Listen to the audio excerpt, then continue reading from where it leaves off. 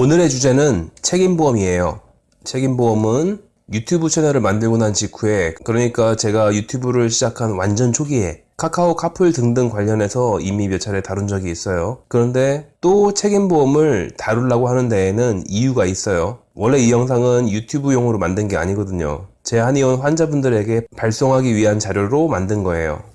교통사고 치료를 받으러 오셨는데 상대방이 책임보험이라는 걸 알게 되면 다들 당황하세요. 그게 뭔지를 모르거든요. 이런 식으로 쓰여진 팩스가 와요. 여긴 50만원이라고 적혀있네요. 책임보험인 거 알려주지 않고 그냥 비싼 치료를 몰아서 해버리면 저야 뭐 몇 푼 더 벌겠지만, 그렇지 않아도 환자분들은 책임보험이라는 고약한 보험 때문에 손해가 막심할 텐데 치료비 때문에 더 큰 손해를 감수해야 할 수도 있으니까 책임보험에 대해서 되도록 자세히 설명을 해드리는 게 맞아요. 아마 저희 한의원에 오셨던 환자분들은 기억하시겠지만 본인이 책임보험이면 제가 치료를 좀 소극적으로 했을 거예요. 이걸 그때그때마다 환자분들한테 일일이 설명드리긴 했었는데 이게 쉽지가 않아요. 교통사고 자체를 평생 처음 당해본 분들이 대부분인데 거기에 듣도 보도 못한 책임보험이라니. 제가 한가할 때야 상황에 맞춰서 일일이 설명드리면 되지만 바쁠 때 그런 걸 1대1로 강의하고 있을 수는 없으니까 설명 영상을 만들어서 그 주소를 보내드리는 게 더 효율적이겠더라고요. 그래서 만들어 보는데 그동안 책임보험 환자분들 사례를 하나하나 떠올리다 보니까 생각보다 다양한 경우가 있어서 예상되는 다양한 상황에 따라 대처 방법을 설명드려야 하다 보니까 내용이 좀 길어졌어요. 전 되도록 5분을 넘기기가 싫은데 이건 좀 길어질 것 같아요. 언제부턴가 제 한의원 상호를 직접적으로 노출시키지 않으려고 노력을 하는데 이번에는 직접적으로 노출이 될 수밖에 없어요. 아까도 말씀드렸지만 저희 한의원 환자분들을 위해서 만든 영상이니까요.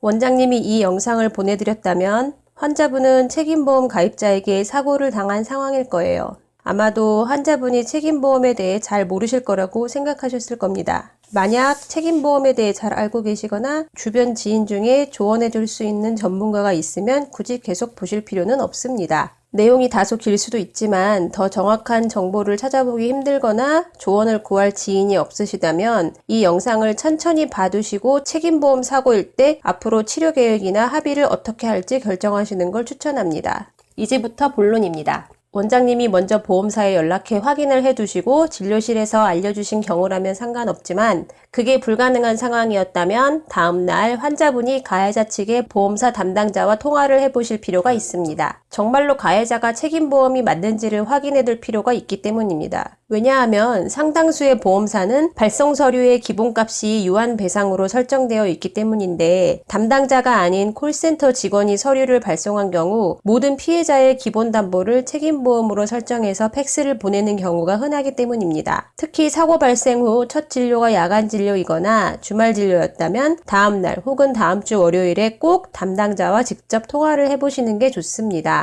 이는 일종의 전산착오이기 때문에 종종 발생하고 앞서 말씀드린 대로 가해자 측의 보험사 담당자와의 통화로 확인하실 수 있습니다. 만약 전산착오가 맞다면 종합보험으로 재설정해서 정상적인 진료를 받고 차후에 정상적인 합의도 가능합니다. 이런 경우라면 아래의 영상을 더 보지 않으셔도 되니까 일단 영상을 중단하시고 보험사 담당자와 통화부터 해보시는 걸 추천합니다. 하지만 전산착오가 아니라 정말로 책임보험이 맞다면 이후의 영상을 확인하시는 게 좋습니다. 정말로 책임보험이 맞다면 대체로 담당자의 무덤덤하거나 무성의해 보이는 응대 경향 때문에 당황하실 수도 있는데 그럴 만한 이유가 있으니까 이해하셔야 해요. 우선 책임보험이 뭔지부터 설명드려야 합니다. 우리가 알고 있는 일반적인 자동차 보험은 종합보험이라고 불리고 치료비는 무제한이고 치료비의 액수에 상관없이 합의금은 별개로 책정된다는 기본 원칙이 있습니다. 하지만 책임보험이라는 건 일반적인 종합보험과 달라서 보험사에서 한정된 보상만을 해주는 독특한 자동차 보험입니다. 지금 사고의 가해자가 종합보험에 가입하지 않고 보험료가 훨씬 저렴한 책임보험에 가입한 거죠. 물론 좀 복잡한 이유도 존재할 수 있지만 우선은 그렇게만 알아두셔도 됩니다. 책임보험에 가입자가 사고를 내면 보험사는 일정 액수만을 책임지고 나머지는 모두 가해자가 지불해야 합니다. 보험사는 별로 신경 쓸 필요가 없어요. 이미 한도가 정해져 있으니까요. 그래서 전화를 걸어봐야 담당자의 대응이 무성의할 수 있는 거죠.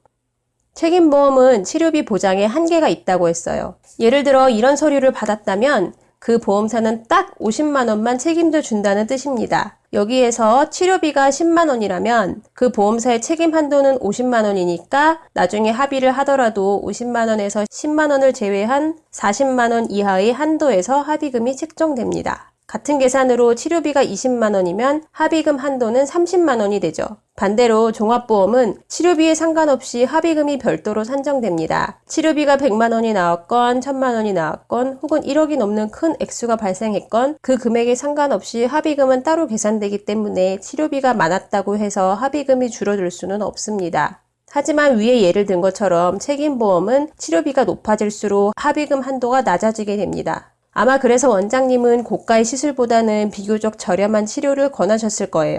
상황에 따라 치료비를 아껴야 할 수도 있으니까요. 다른 환자들은 한약도 먹고 추나요법도 시술받고 하던데 나는 왜 이런 간단한 치료만 해주지? 라고 의아해하실 수 있지만 환자분을 위해서 그러신 거예요.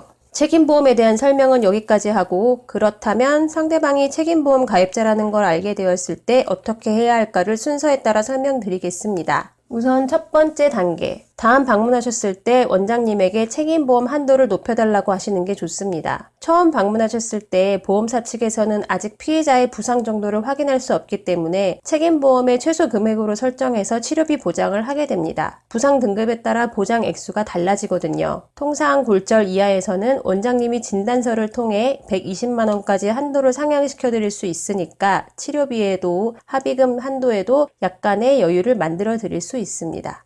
그래서 한도 상향을 요청하셔야 하는데 여기에는 진단서 비용이 발생하고 이건 환자분이 부담하셔야 합니다. 일단 이 120만 원의 한도 내에서 치료를 받고 그 잔액의 한도 내에서 합의금을 받더라도 충분히 만족하신다면 별다른 과정 없이 그냥 치료받다가 합의하시면 됩니다. 하지만 치료비가 훨씬 더 필요하거나 합의금이 턱없이 부족하다고 느끼신다면 다음의 과정이 필요합니다.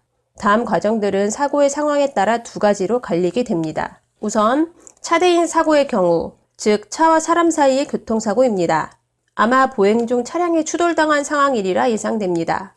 원칙적으로 이런 경우 원장님이 상향시켜드린 책임보험 한도 내에서 치료를 받으시다가 치료비가 소진되어 잔액이 남지 않았거나 합의금이 너무 부족한 상황이 되면 가해자에게 추가 치료비나 합의금을 직접 받아내셔야 합니다. 가해자가 지불을 거부한다면 소송을 하셔서 받아낼 수 있습니다. 하지만 현실적으로 봤을 때 책임보험 가입자들은 대개 치료비를 지불할 형편이 못 되는 경우가 많고 아직 우리나라에서 소송은 손쉬운 작업이 아니기 때문에 대부분은 책임보험 한도 금액 내에서 치료비와 합의금 비율을 조정해서 사고 처리를 종료하시는 분들이 많은 게 현실입니다. 따라서 환자분의 현재 상황에서는 건강 상태를 관찰하면서 어느 정도 치료를 받으신 후에 남은 잔액으로 보험사와 합의금 협상을 하실지 아니면 가해자와 직접 협상을 하실지 선택하셔야 합니다. 한도 내에서 해결하실 계획이라면 치료 중단 시에 가해자 측 보험사와 통화해서 해결하시면 되고 만약 책임보험 가해자와 직접 협상을 하려면 직접 만나서 합의를 하셔야 합니다. 문제는 가해자가 치료비와 합의금 배상을 거부하는 경우인데 이때는 필수적으로 경찰서 신고가 필요합니다. 일정 금액 이상의 손실을 끼친 책임보험 교통사고는 무보험사고나 마찬가지이기 때문입니다. 경찰서 신고 후 민사, 형사 합의를 통해 향후 치료비나 합의금을 직접 협상하게 됩니다. 사실 이 소송의 과정은 원장님도 정확히 모르신대요.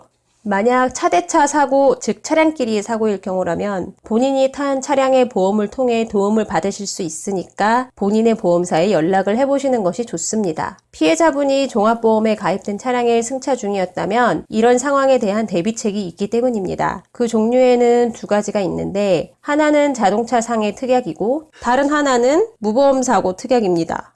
우선 본인 보험사에 전화를 하셔서 본인이 혹은 차량 주인이 어떤 특약 조항을 선택했는지를 물어보시고 이 두 가지 중 가입되어 있는 것으로 도움을 받으시면 됩니다. 두 가지 모두 장단점이 있지만 보통 자동차 상해에서 좀 더 편리한 편이고 중상해라면 무보험사고 특약이 좀 더 유리한 편이라고 하는데 자세한 사항은 본인 보험사에 연락해 상담을 받으시면 가장 유리한 방법을 알려주실 겁니다. 기본적으로 두 가지 특약 모두 피해자의 보험료 할증은 일어나지 않으니 걱정하지 않으셔도 됩니다.